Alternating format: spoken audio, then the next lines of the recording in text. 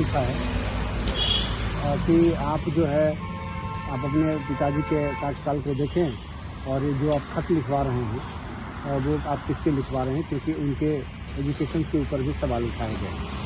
आप आरजेडी के हैं, क्या लगता है कि जो किया जा रहा है वो उनके हित में नहीं है, या फिर बेवजह क्यों सरकार की जो काम की प्रणाली है उसको भटकाने के लिए इस तरह के बात उठाई जाए? देखिए, नेता प्रतिपक्ष माननीय तेजस्वी यादव जी ने खत लिखा है और बिहार के विधि व्यवस्था को दर्शाते हुए उन्होंने खत लिखा है। सड़क से लेकर संसद तक इसलिए वो लगातार वो प्रयत्न कर रहे हैं कि बिहार की विधि व्यवस्था सुधर जाए। इसी क्रम में उन्होंने महामहिम राज्यपाल को भी मिलके इसका ज्ञापन दिया है। देखिए, जिस तरीके से आरसीपी सिंह जी ने लगातार हमलावर हैं नेता प्रतिपक्ष के ऊपर, शायद उनको ये मालूम होना चाहिए कि जमहूरियत में जनता भगवान होती है और जनता जो है उनको जो है उस पद पे बैठाई हुई है। तो अपने संवैधानिक कर्तव्य और वैसे भी जो सामाजिक आर्थिक राजनीतिक जो समझ है उनका, उसको देखते हुए उन्होंने माननीय मुख्यमंत्री जी को खत लिखा है।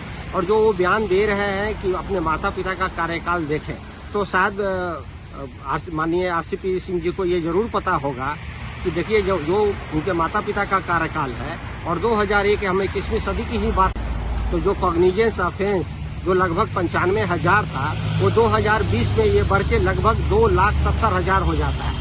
जो मर्डर का जो केस है वो 3,000 से ऊपर था ये 2001 में, और 2020 में भी ये 3,000 से ऊपर ही है। जो आपको किडनैपिंग का जो केस था 700 था, वो बढ़कर 1,400 हो जाता है। तो जो उनके माता पिता का कार्यकाल का जो दर्शाना चाहते हैं वो माननीय आरसीपी सिंह खुद इसको जो है ठीक से पढ़ कर आए, तब ऐसी वक्तव्य दें। दूसरी बात उन्होंने की है कि वो उनकी डिग्री के ऊपर उन्होंने हस्तक्षेप किया है। जैसा कि हम सबको पता है कि देश में ही नहीं विदेश में भी माननीय करुणानिधि जी, जो कि तमिलनाडु के बहुत कद्दावर नेता है, और करुणानिधि की भी जो फॉर्मल डिग्री थी वो 10th तक ही थी।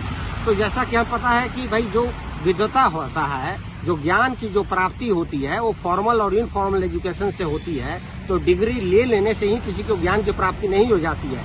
सामाजिक आर्थिक और राजनीतिक परिवेश में जो अंडरस्टैंडिंग होनी चाहिए, जो एक विजन होना चाहिए, जो एक समझ होनी चाहिए, इसकी जो ज्ञान होता है वो जनता से इंटरेक्शन करके और समाज से मिलजुल कर काम करने से ही प्राप्त होती है। और मुझे लगता है कि नेता प्रतिपक्ष में जो है बहुत अच्छा काम कर रहे हैं, और जो इस तरीके की जो क्वेश्चन उठा रहे हैं वो जो है आपका कहना है कि बेहतर सरकार आपकी थी लालू जी के शासन में। देखिए, बट नेचुरल है कि जो उस समय का जो परिवेश था पूरे देश में और दुनिया में, 1989 के बाद जो पूरे दुनिया में जो बदलाव आया, अमेरिका में और जो सोवियत यूनियन का जो शीत युद्ध खत्म हुआ, सोवियत यूनियन जो देश था 15 देशों में विखंडित हुआ, ईस्ट जर्मनी और वेस्ट जर्मनी जो है एक हो गया।